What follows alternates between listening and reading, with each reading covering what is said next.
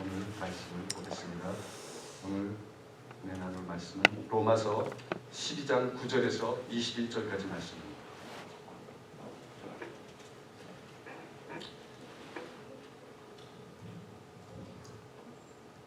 찾았으면 한 절씩 읽도록 하겠습니다. 사랑에는 거짓이 없나니 악을 미워하고 선에 속하라. 형제를 사랑하여 서로 우애하고 존경하기를 서로 먼저 하며 부지런하여 게으르지 말고 열심을 품고 주를 섬기라. 소망 중에 즐거워하며 환난 중에 참으며 기도에 항상 힘쓰며 성도들의 쓸 것을 공급하며 손 대접하기를 힘쓰라. 너희를 박해하는 자를 축복하라. 축복하고 저주하지 말라. 즐거워하는 자들과 함께 즐거워하고 우는 자들과 함께 울라.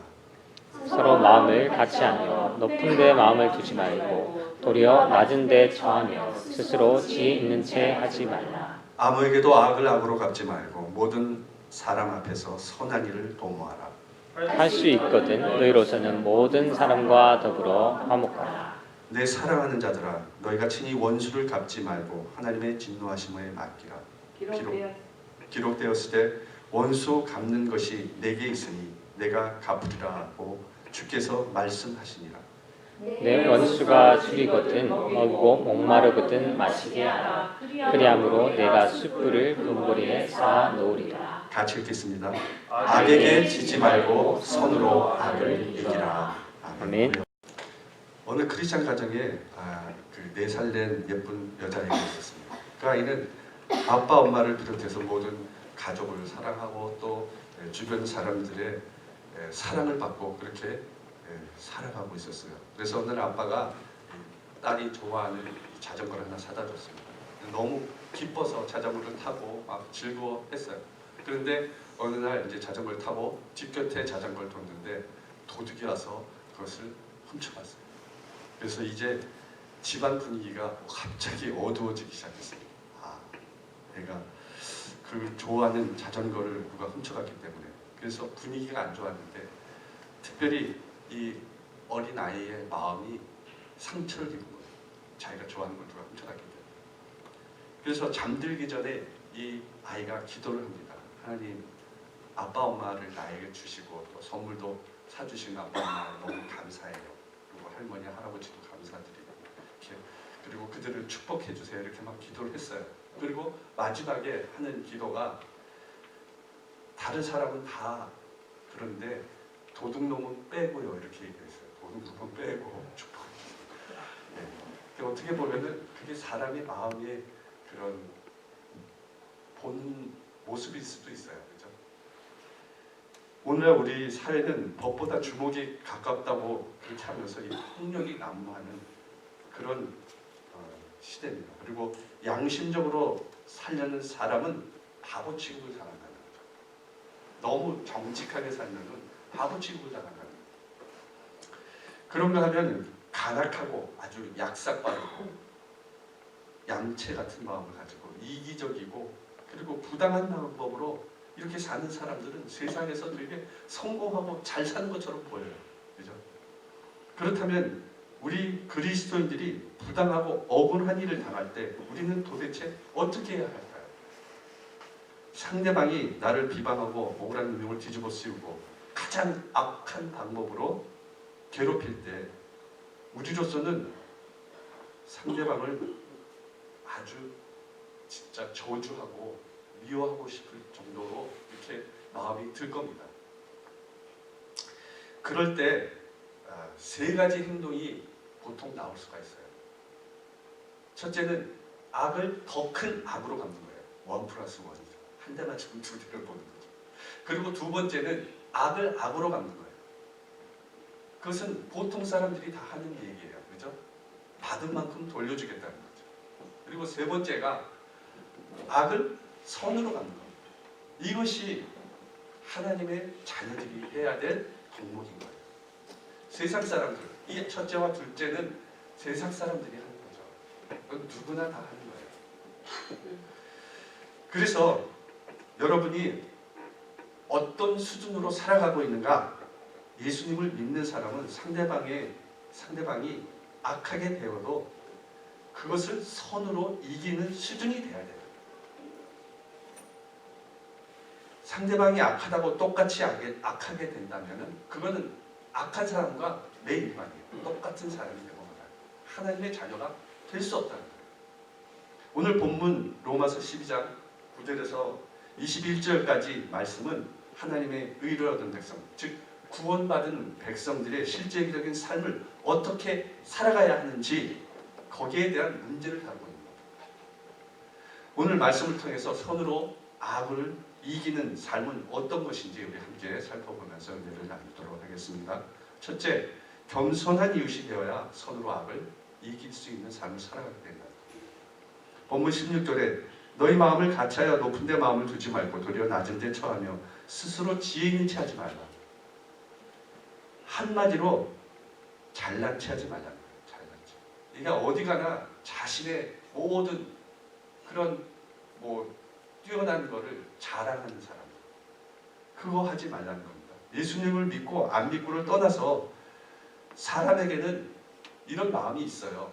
없어도 있는 척, 몰라도 아는 척, 이런 척하는 마음이 조금은 있죠. 그죠? 왜 그러냐면은 다른 사람들한테 무시당하지 않고 기죽지 않으려는 본성이 있어요. 그죠? 그래서 누구나 다른 사람보다, 상대편보다 뭔가 하나 내가 더 낫다는 것을 가지고 있다는 거죠. 그래서 그것을 나타내기를 원한다는 거예요. 그런 긍지를 가지고 살기를 원한다는 거예요. 그리고 다른 사람에게 자기가 그런 것을 인정받기를 원한다는 거죠. 내가 그 사람보다 좀 뭔가 나은 게 있다. 이런 것을 인정받으려고 한다는 거죠. 그래서 예수님을 믿는다고 하는 사람들은 다르냐? 제가 볼 때는 어떨 때는 별반 다르지 않다고 생각할 때가 있어요. 다 그런 것이 아닌데 그런 마음이 들 때가 있다는 거죠. 매일 성경을 읽고 기도하고 하루를 그렇게 시작한다고 할지라도 내가 진짜로 삶을 마치고 그 하루를 마치고 뒤돌아보면 내가 오늘 진짜 겸손한 삶을 살았는가? 그렇게 한번 생각해 본다면 양심에 약간 꺼리낌이 있을 수 있다는 것. 진짜 겸손한 사람은 교만한 사람 앞에서 상처를 받지 않는다고 합니다. 겸손한 사람. 그러나 겸손한 사람 앞에서는 자신도 겸손해지는데 상대방이 아무리 아무것도 아니면서 잘난 척하고 교만을 떨면 그 꼴을 못 봐준다는 거죠. 예수님을 믿어도 때로는 별 수 없는 경우가 있더라고요. 목사인 저도요, 겸손하려고 노력을 합니다. 그런데 앞에서 이 진짜 비유에 틀리는 말을 막 하고 이런 홀사하는 걸 보면 이렇게 약간 막 올라오려고 그러더라고요. 그럴 때 우리는 이 말씀을 생각해야 될 것 같아요. 자신이 몸을 낮춰야 된다고 생각해요. 내가 낮은 자세로 이 사람을 대하려고 노력해야 된다는 거죠. 왜 그러냐면 그 사람을 판단하고 그렇게 이게 올라온다는 것은 그 사람보다 내가 낫다는 마음에 그런 어떤 자세가 있기 때문이에요. 내가 더 그 사람보다 낫다고 한다면 그런 마음을 안 갖는다는 거죠. 겸손한 마음을 갖는 자는 절대 그런 생각을 안 한다는 겁니다. 그래서 우리는 여러분 다른 사람을 대할 때 늘 겸손하게 몸을 낮추고 낮은 자세로 대해야 하는 겁니다. 아멘. 여러분 모두 스스로 지혜인 척하지 말고 항상 마음을 낮은 대로 두고 겸손한 마음으로 남을 대하심으로 항상 선으로 악을 이기는 여러분 되시기를 예수님 이름으로 축원합니다. 아멘. 둘째로 마음을 주는 이웃이 되어야 선으로 악을 이기는 삶을 살 수 있습니다. 15절에 보면 즐거워하는 자들과 함께 즐거워하고 우는 자와 함께 울라 그렇게 얘기하고 있어요. 우리가 누구한테 있는 그대로 내 마음을 주는가 안 주는가 테스트할 수 있는 방법이 하나가 있어요. 그것이 뭐냐면은 내가 친한 사람이 슬픈 일을 당했을 때 내가 정말 슬퍼하는가, 그리고 그가 좋은 일을 만났을 때 정말 진심으로 기뻐하는 사람인가를 생각해 보면은 그 사람에게 내가 마음을 주는지 안 주는지를 알 수 있다는 거예요. 물론 이것은 이웃 다른 일이라고 생각할 수도 있어요. 그 이웃이 어떤 이웃인가? 이해관계가 있고 친하고 좋아하는 이웃이 괴로운 일을 당하면 모두가 같이 눈물을 흘리며 슬퍼할 수 있어요. 그러나 내가 별로 좋아하지 않고 마음에 별로 탁탁하게 생각하지 않는 사람이 어려운 일을 당하면 그렇게 슬픔 가지고 슬퍼할 수 있느냐는 거예요. 일반적으로 슬픔을 당한 사람에게 동정을 표하는 것은 어렵지 않대요. 그런데 진짜 기쁨을 당한 사람, 기쁜 일이 있는 사람을 진짜 그 사람의 마음처럼 기뻐해 주는 것은 어렵다는 겁니다. 지금부터 1800여 년 전에 살았던 크리소스톰이라는 사람이 있어요. 그 유명한 설교자예요. 그 사람은 이런 얘기를 했습니다. 웃는 자와 함께 우는 것은 웃는 자와 함께 웃는 것보다 쉽다. 만약에 우리가 웃는 자와 함께 웃기를 원한다면 우리의 인격이 훨씬 고상해야 할 것이다 라고 얘기했어요. 그러니까 슬퍼하는 것은 같이 슬퍼해 주는 것은 쉽다는 거예요. 그런데 기뻐해 주는 것을 같이 기뻐해 주는 게 어렵다는 겁니다. 이웃이 성공해서 기뻐하고 좋아하고 과연 그 기쁨에 내가 동참할 수 있느냐, 이것은 쉬운 일이 아니라는 거예요. 그래서 옛날 우리 속담에 사촌이 땅을 사면 배가 아프다고 그랬어요. 그 기본적인 마음이 뭐냐면은 사람이 잘 되고 가까운 사람이 잘 되는 것을 은근히 시기하고 질투한다는 거예요. 싫어한다는 거죠.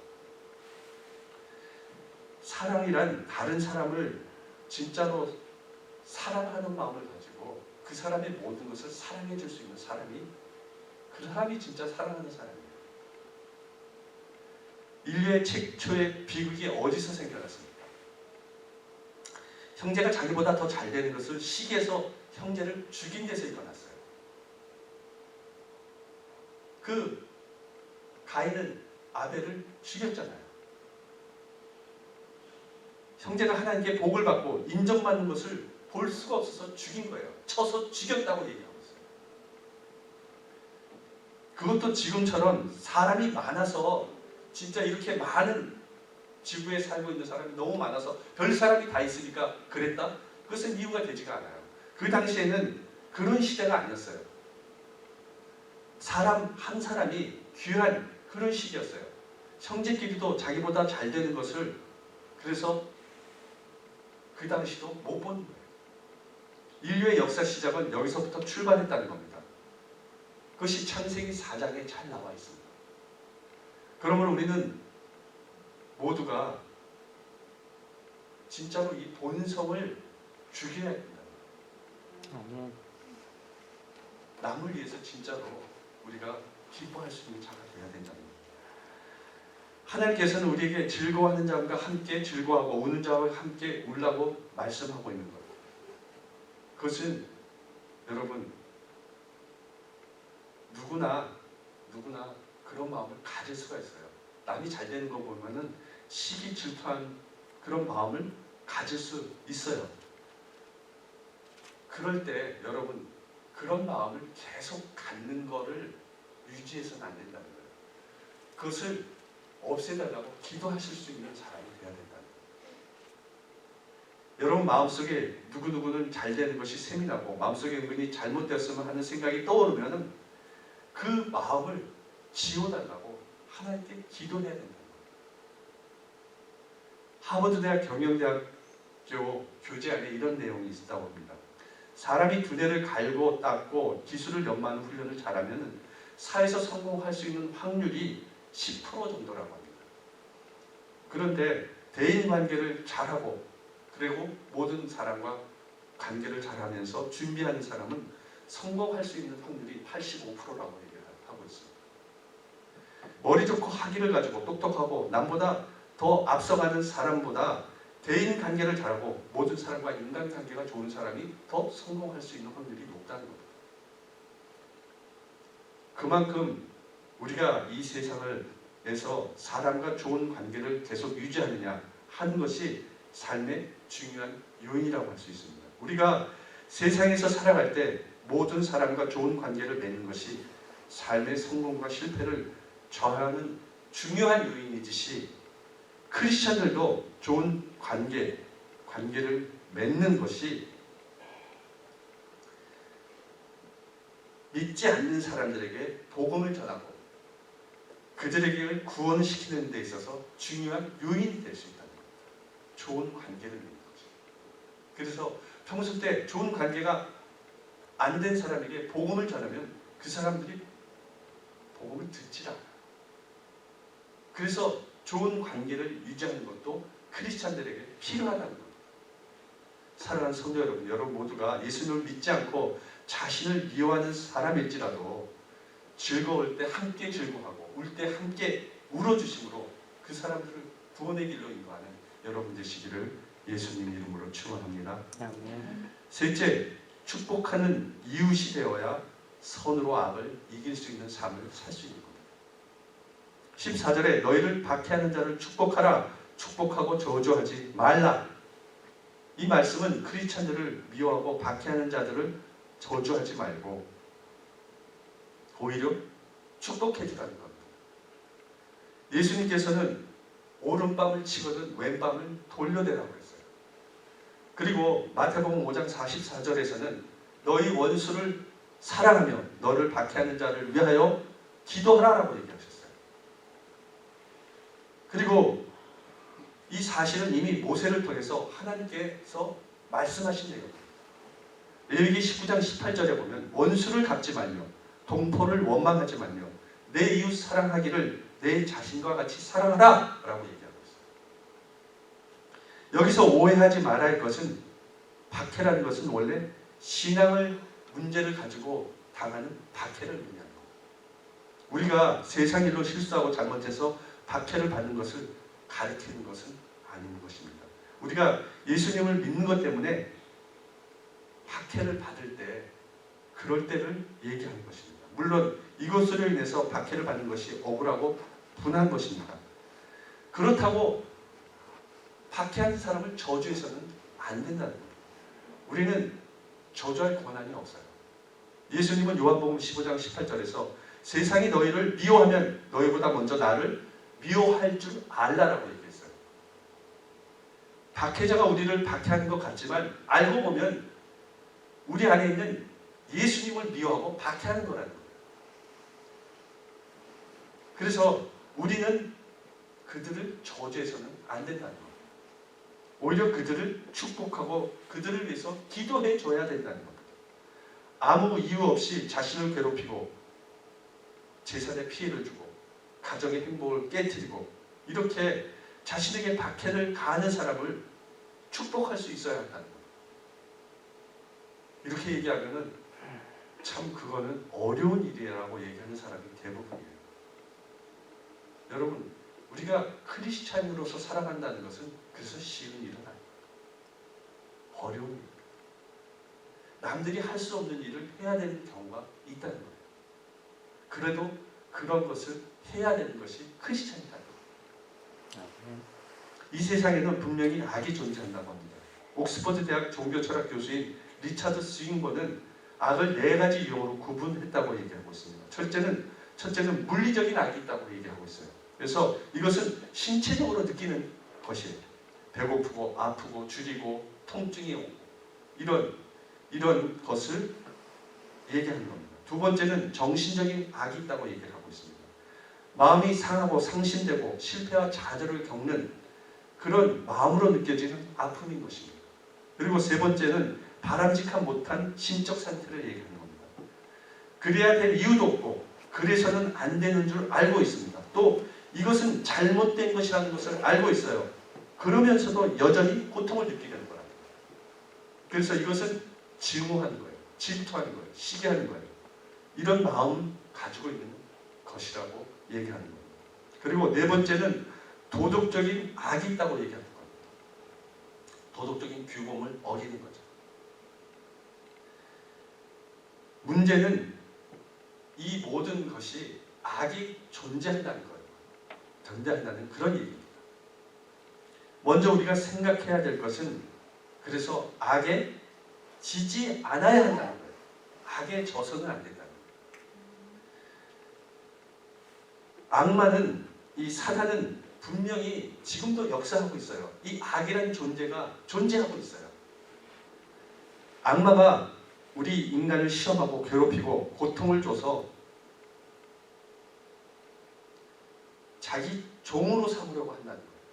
인간에게 힘들게 함으로 그것에 끌려가도록 한다는 거예요. 하나님을 반역하게 해서 지옥으로 몰고 간다는 것입니다. 이 악마의 작전 개혁 중에 가장 성공적인 것이 있는데 그것은 악이 존재한다는 것을 믿지 않게 하는 거라고 합니다. 그래서 악마가 있는 것을 부인하게 하고 죄를 지었는데도 죄가 아니라고 그렇게 변명하는 거예요. 오르막을 내리는 거죠. 인간의 입으로 이것을 죄가 아니다라고 말하게 하는 것이 악마의 입장에서는 최고의 성공이라는 거죠. 악을 악으로 생각하지 않는 거죠. 오늘날에도 분명히 잘못된 악인데도 불구하고 이 책임을 남에게 돌리고 사회 탓으로 돌리는 사람들이 아직도 있어요. 많은 사람을 죽이고 자기의 삶의 문제들, 내가 다른 사람으로부터 학대받고 많은 비난을 받아서 나는 잘못한 것이 없는데 죽였다는 거예요. 이렇게 사회 탓으로 돌리는 거죠. 그 악한 일을 하고도 악을 악으로 생각하지 않는 거예요. 지금도 그런 사람이 되게 많아요. 남을 괴롭히고 쓸데없이 괜히 그 사람들을 욕하고 이렇게 하면서 자기 자신이 악한 존재라는 것을 못 느낀다는 거예요. 여러분, 우리가 그런 존재가 될 때 악마는 가장 좋아한다는 거예요. 성취감을 느끼는 거죠. 악한 존재가 되었기 때문에. 어느 목사님이 유신 때 정보부에 끌려가서 이 손톱을 뽑히는 고문을 당했다고 합니다. 손톱이 뽑히는 고문. 그게 얼마나 아팠겠습니까? 그러니까 고통을 견디지 못하고 자기 자신도 모르게 저주가 나오더라는 겁니다. 네가 잘 되나 보자. 네 처가 잘 되고 네 자식이 잘 되나 보자. 네가 얼마나 잘 되나 보자. 막 이런 마음이 막 나오다는 거예요. 이 손톱을 뽑히니까. 여러분, 인간은 그게 당연한 본 모습이에요. 그런데 하나님은 그렇게 하지 말라는 거예요. 저주하지 말라는 거예요. 오히려 축복해 주라는 거예요. 결국 우리는 예수님을 바라볼 수밖에 없다는 겁니다. 여러분, 세상에서 당하는 많은 고난이 있을 때 예수님을 바라보셔요. 우리의 생각이나 다른 것으로 우리가 뭔가를 찾으려고 해서는 안 돼요.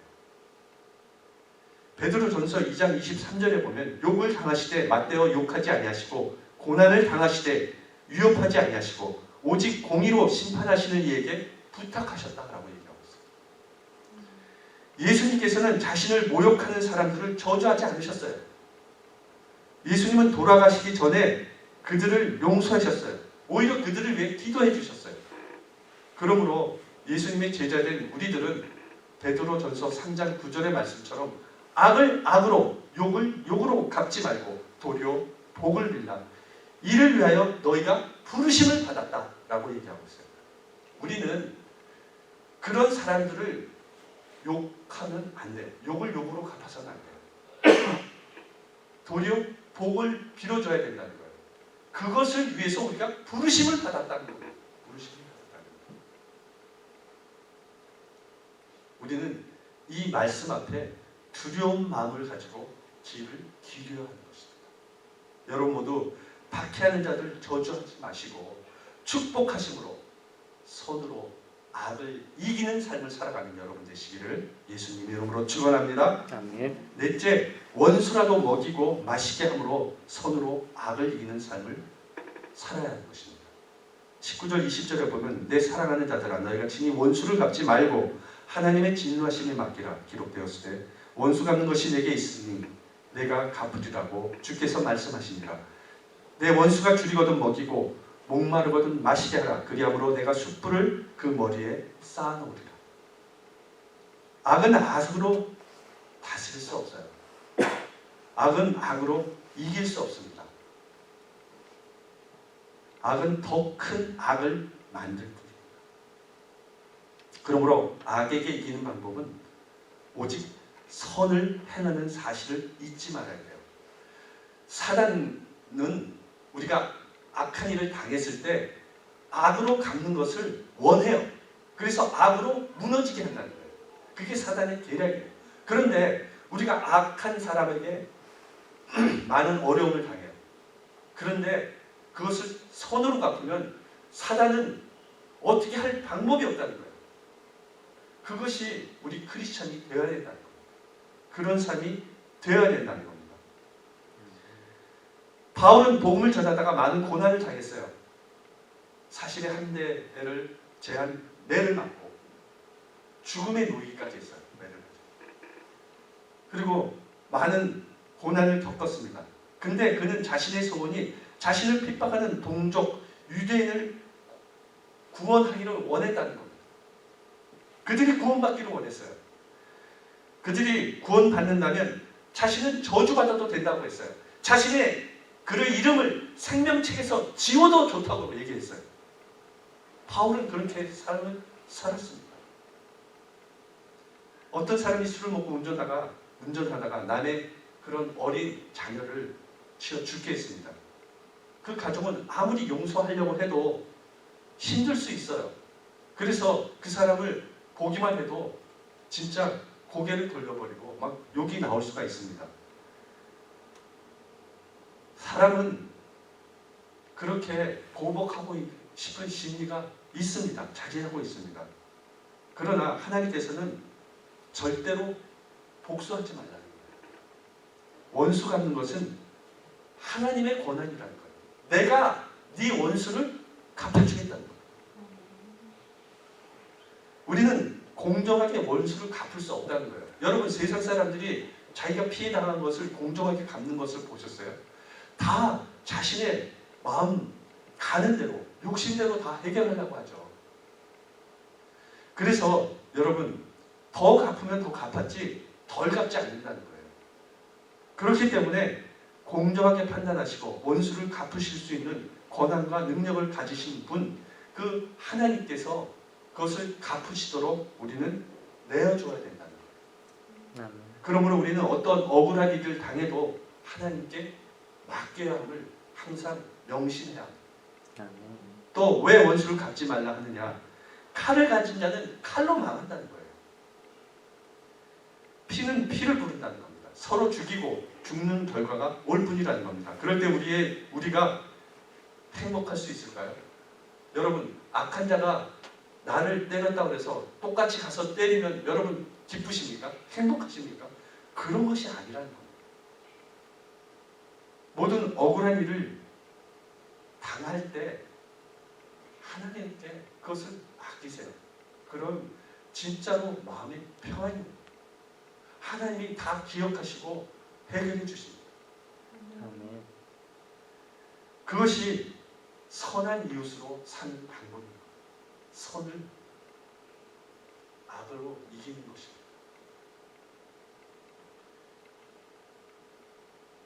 성령이 우리에게 임하시면 아버지 우리가 노력을 해도 안 되는 것들이 이루어질 수 있습니다. 스데반이 돌에 맞아 죽으면서 자기를 향해 돌을 던진 사람들을 향해서 저주하지 않았어요. 그냥 그는 저들의 죄를 저들에게 돌리지 말라고 그렇게 얘기했습니다. 그들을 축복하고 죽었죠.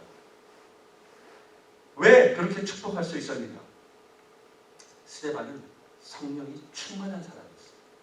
여러분, 우리가 우리의 생각으로 능력으로 이런 일을 할 수가 없어요. 어떨 때 성령께서 우리 가운데 임재하셔야 진짜로 이렇게 어려움을 당할 때 그들을 저주하지 않고 축복할 수 있는 겁니다. 또한 악한 사건이나 악한 사람 때문에 내가 약해져서는 안 되는 겁니다. 사단마귀 작전은 인간에게 악한 것을 보여주고 악한 것을 체험하게 함으로써 그 사람의 악에 빠지도록 인도하는 거예요. 그래서 마음이 어두워지고 믿음이 흔들리게 하는 겁니다. 그러나 평생을 이 악한 세상에 살아도 우리가 악해져서는 안 되는 겁니다. 어떠한 미움을 당하고 진짜 그 사람이 이유 없이 자신을 박해해도 우리는 그 사람을 미워해서는 안 된다는 겁니다. 아무리 악한 세상에 살아도 내 마음이 그 악으로 흔들려서는 안 돼요. 이런 다짐이 흔들릴 때 이때를 말세라고 합니다. 악을 당할 때 다 악으로 갚아주는 세상은 말세인 겁니다. 소망이 없는 것은 벌써 악에게 넘어갔다는 겁니다. 악에게 진 겁니다. 사단마귀는 모든 악한 분위기를 통해서 사람으로 하여금 악해지도록 그렇게 역사합니다. 그래서 여러분, 환경이 어떻든 바로 가든 거꾸로 가든 문제가 아닙니다. 내가 선과 의와 빛을 간직하면서 이것을 통해서 악에게 지지 않는 겁니다. 어떤 여자분은 일생을 두고 자기 남편을 왼수라고 부르죠. 일평생 왼수. 그렇게 왼수 짓을 많이 했나 봐요, 남편이. 뭐 원수도 좋고 악마도 좋습니다. 그러나 내가 할 본분은 내가 해야 된다는 거예요. 내가 할 사랑은 내가 해야 돼요. 이것이 악을 이기는 것입니다. 악이 없어야 한다고 몸부림치지 마세요. 악은 없어지지 않아요. 사단은 우리가 이 세상에 육신을 가지고 사는 동안 예수님이 재림하시기 전까지는 사단은 없어지지 않아요. 악은 존재해요. 악은 없어지지 않습니다. 그래서 어째서 이런 일이 나에게만 일어나느냐고 불평하지 말라는 거예요. 그것 자체가 벌써 악에서 지고 있는 거예요. 나에게 되게 힘들게 하는 사람이 있어요. 많은 어려움을 주고 있는 사람이 있어요. 근데 그것을 불평한다는 것은 악에 지는 거예요. 우리는 선으로 악을 이겨야 돼요. 반대로 해보세요. 그를 축복해보세요. 이기는 자가 될 수 있어요. 승리하는 자가 될 수 있습니다. 그 나머지는 하나님이 해결해 주신다고 말씀하셨어요. 아멘. 이 가운데 이 사건을 여러분, 우리는 늘 기억해야 됩니다. 이 말씀의 교훈을 가지고 살아가야 돼요. 하나님은 이것을 통해서 우리가 하나님의 그 말씀의 뜻을 깨닫기를 원하세요. 교훈받기를 원하세요. 그리고 이것이 우리의 삶의 하나의 경고가 될 수도 있어요. 거기에 인도하심이 있을 수도 있어요. 하나님의 살아계신 말씀이 있음을 우리는 알아야 합니다. 이 말씀을 보여주고 나로서 내가 할 일을 다시 찾아가야 합니다. 페르시아의 왕이 어느 날 세계적으로 유명한 그런 현자들을 다 한 자리에 모아놓고 인간에게 가장 무서운 죄악이 무엇이냐고 물어봤어요. 그러니까 그리스의 그 현자는 늙어서 가난하게 사는 것이 가장 악입니다 라고 얘기했어요. 그리고 인도의 현자는 사람이 도저히 견디기 힘든 고통을 당하는 것이 가장 어려운 악입니다 라고 얘기했습니다. 그런데 페르시아의 현자는 이 암흑의 세상에 광명을 줄 만한 선을 한 가지도 못하고 죽음을 맞이하는 거라고 얘기했어요. 여러분, 세상이 점점 악해지고 있습니다. 그렇다면 내가 조그만 빛이라도 비추고 조그만 선이라도 이루고 내가 이 세상을 밝힐 만한 한 가지 선이라도 행하고 하나님 앞에 가야 된다는 겁니다. 우리는 악을 보면서 선을 생각하고 다시금 우리가 선을 깊이 생각하면서 믿음과 사랑과 온유와 그런 겸손에서 새로운 의미의 자아의식을 확인해 나가야 하는 것입니다. 이것이 영적인 성숙을 이루는 삶인 것입니다. 오늘 말씀의 제목인 선으로 악을 이기는 삶은 악을 사랑으로 이기라는 거예요. 악한 일을 당할 때 악을 생각하지 말고 선을 바라보면서 악을 이기라는 거예요. 아멘. 여러분 모두 스스로 지혜인 척하지 말고 겸손한 사람이 되십시오. 그리고 기쁠 때 진짜로 기뻐해주고 슬플 때 같이 슬퍼해주는 사람이 되십시오. 그리고 이웃을 날마다 축복해 주십시오. 원수가 줄이거든 먹이고 마시게 그렇게 해주십시오. 그렇게 선으로 악을 이기는 삶을 살아나가는 여러분 되시기를 예수님 이름으로 축원합니다. 아멘. 기도하겠습니다. 아버지 하나님 감사합니다.